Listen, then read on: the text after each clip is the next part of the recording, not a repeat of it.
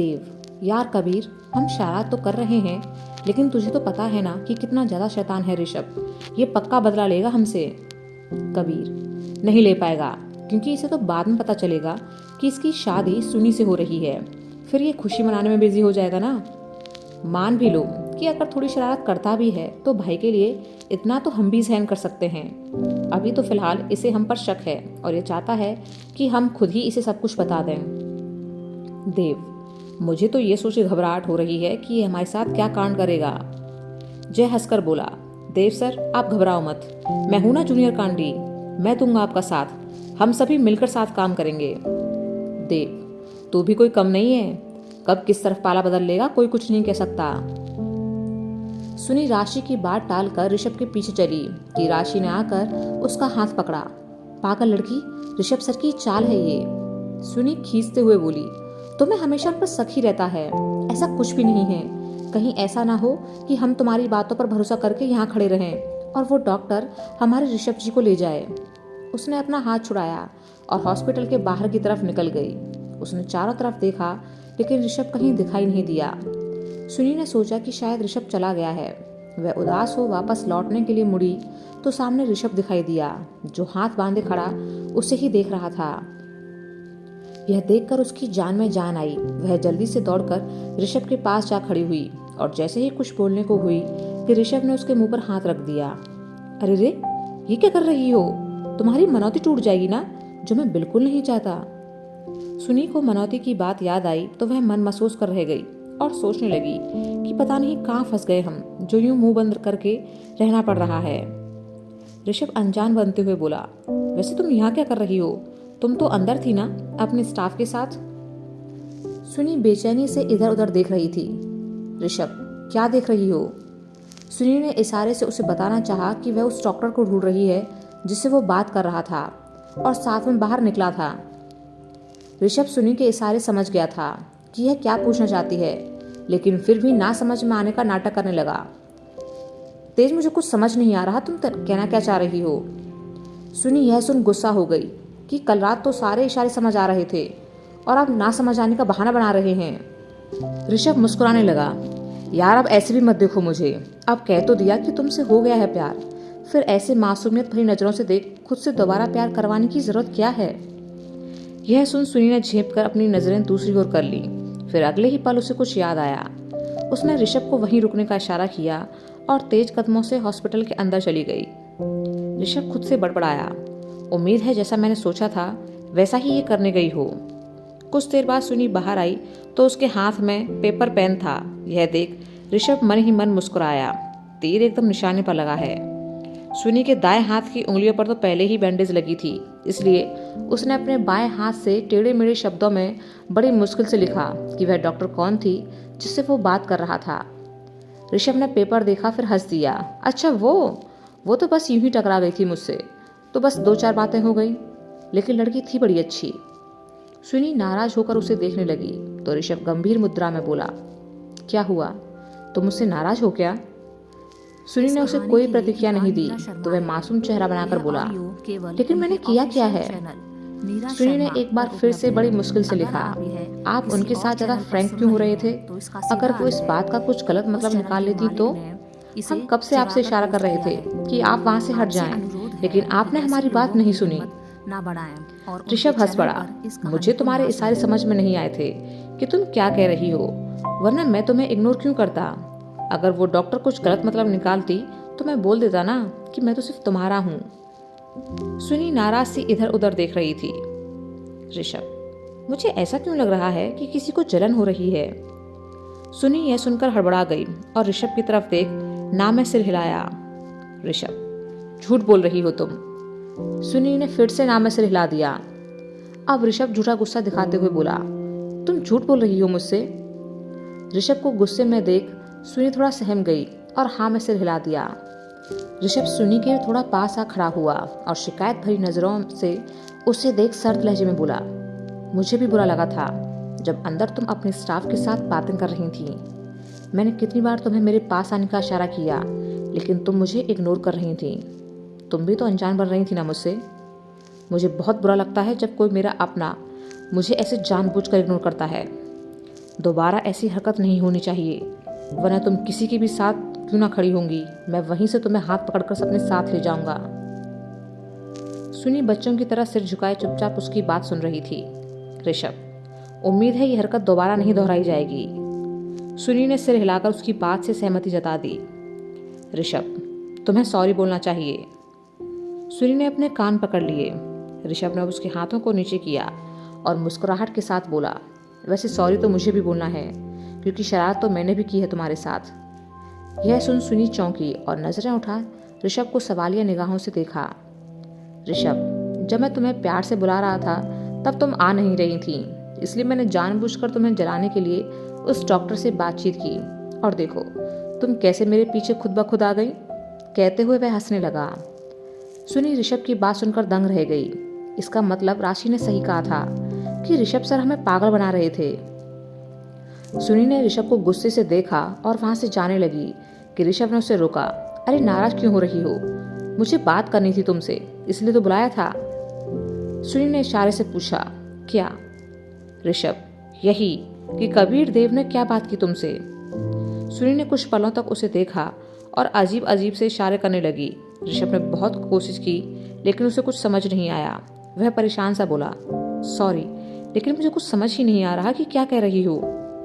अगली बार सुनी ने फिर से इशारा किया लेकिन ऋषभ को फिर कुछ समझ नहीं आया। उसने पेपर पेन की तरफ इशारा किया, इसमें लिखकर बता दो ना। सुनी ने पेपर पर लिखना शुरू कर दिया। ऋषभ खुश हो उसे देखने लगा और सोचने लगा कि अगर उसका शक सही हुआ तो किसी को नहीं छोड़ेगा सिवाय कबीर के। जरूर उस भोले को भी ये देव जय और छोटी चापली ने मजबूर किया होगा ये सब करने के लिए, वरना वो मुझे कभी तंग नहीं करेगा। उनसे कुछ ही दूरी पर एक और छुपकर आ खड़ी राशि ने जब सुनी को कुछ लिखते और ऋषभ को मुस्कुराते देखा तो घबरा गई। उसने अपना सिर पीट लिया। हो गया सत्यानाश, अब तो ऋषभ सर सच जानने के बाद गदर मचा देंगे। सुनी ने पेपर पर लिखकर उसे ऋषभ के हाथ में थमा दिया। ऋषभ ने खुश हो उस पेपर को पढ़ना शुरू कर दिया। राशि ने वहां से खिसकने में ही अपनी भलाई समझी। वह वापस लौटने को हुई कि ऋषभ की हैरानी से भरी आवाज सुनाई दी, ये क्या है? राशि ने मुड़कर पीछे देखा तो ऋषभ को हैरान और सुनी को मुस्कुराते हुए पाया। ऋषभ, ये क्या बात हुई कि खुद ही पता कर लीजिए, वो सारे एक साथ मिले हुए हैं, तुम तो कम से कम बताओ यार, क्या ये लोग कुछ प्लान कर रहे हैं मेरे खिलाफ? सुनी ने अब अनभिज्ञता जाहिर कर दी कि उसे कुछ नहीं पता। राशि ने यह देख राहत की सांस ली कि चलो बच गए। ऋषभ ने सुनी के हाथों को अपने हाथों में थाम लिया। तुम नाराज हो मुझसे कि मैंने तुम्हें ऐसे बुलाया? सुनी ने कुछ नहीं कहा। ऋषभ, इन लोगों ने अगर कुछ कांड किया है तो वो तो मैं हैंडल कर ही लूंगा, उसकी कोई खास टेंशन नहीं है मुझे। वैसे मैंने तुम्हें एक और वजह से बुलाया है। सुनी ने ऋषभ की तरफ देखा। ऋषभ, कल जय को हॉस्पिटल से छुट्टी मिल जाएगी। मंजीत को अभी कुछ और दिन हॉस्पिटल में रुकना होगा। जैसे ही उसे छुट्टी मिलेगी अगले दिन हम अजमेर निकल जाएंगे। मैं सोच रहा था कि तुम भी छुट्टी ले लो, फिर मैं तुम्हें भी अपने साथ ही ले जाऊंगा। पिछली बार तो माँ से राशि की दोस्त की हैसियत से मिली थी, लेकिन इस बार तुम्हें उनकी होने वाली बहू कहकर मिलवाऊंगा। मुझे पता है कि जानने के बाद माँ सब कुछ भूलकर हम दोनों के रिश्ते के लिए हाँ कह देंगी और तुम्हें भी तारा मौली साहिबा भाभी की तरह ही ढेर सारा प्यार देंगी। सुनी सारी नाराजगी भूलकर खुश हो उसे देखने लगी। राशि सोचने लगी कि अगर सुनी ऋषभ सर के साथ गई तो हमारा तो सारा प्लान चौपट हो जाएगा। ऋषभ, चलोगी ना मेरे साथ? सुनी ने जैसे ही उसे हाँ कहना चाहा कि उसकी नज़र पीछे से उसका ध्यान अपनी ओर खींचने की कोशिश करती राशि पर गया। राशि उसे ना बोलने का इशारा कर रही थी। सुनी ने मन महसूस कर ना में सिर हिला दिया। ऋषभ अचंभे से उसे देखने लगा। लेकिन क्यों? सुनी को कुछ समझ नहीं आ रहा था कि वह क्या कहे।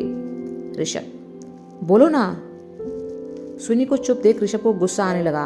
वह जैसे ही सुनी को कुछ कहने को हुआ कि राशि वहां आ गई। मैं बताती हूँ वजह। ऋषभ और सुनी ने चौंक कर उसे देखा। राशि, सॉरी सर कि मैंने यहाँ से गुजरते हुए आपकी बातें सुन ली। आप सुनी की चुप्पी का गलत मतलब समझ रहे हैं। ऋषभ, तो तुम ही सही मतलब समझा दो। राशि, देखिए, इस वक्त आप भाइयों के बीच जो टेंशन चल रही है वो किसी से छिपी नहीं है। आपकी शादी निशा से तय हो चुकी है और आपके सारे भाइयों के हिसाब से अब बहुत देर हो चुकी है। आप इसे साथ ले जाओगे तो निशा भड़क सकती है और मामला ज़्यादा बिगड़ जाएगा। ऋषभ सोच में पड़ गया कि लड़की की बात में दम तो है।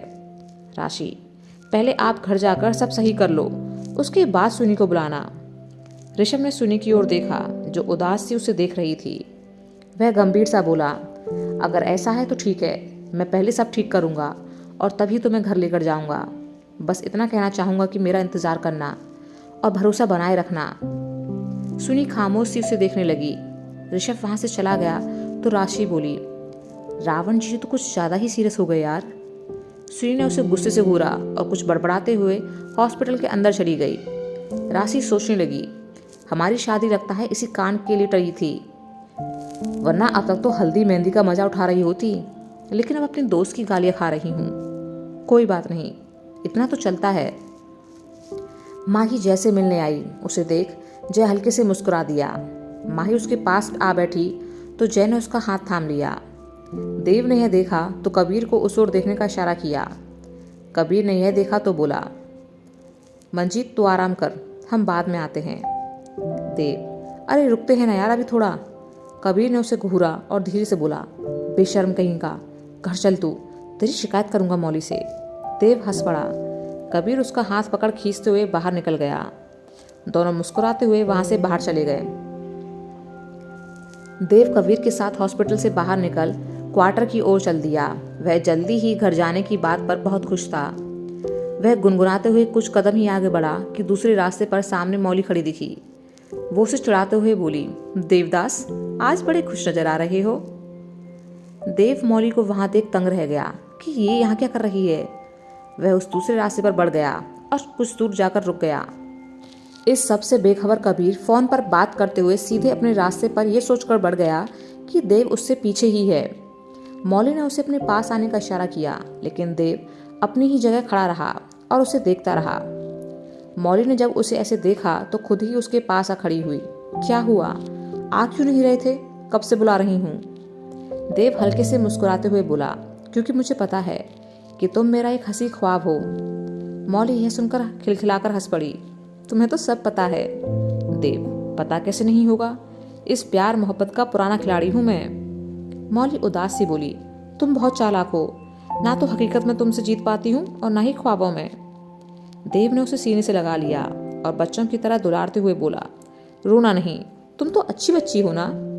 मौली रो पड़ी, हर बार ऐसे थोड़े ही होता है, मुझे भी जीतना है। देव, बस इतनी सी बात, चलो तुम्हारी खुशी के लिए आज मैं हार मान लेता हूँ।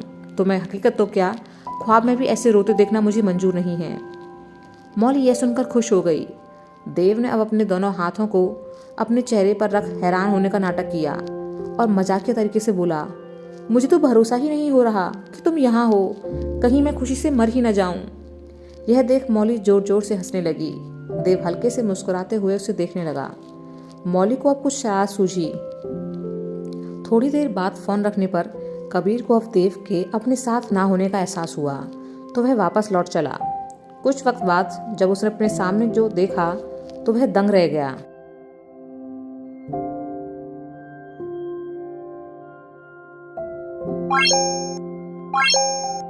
Bye.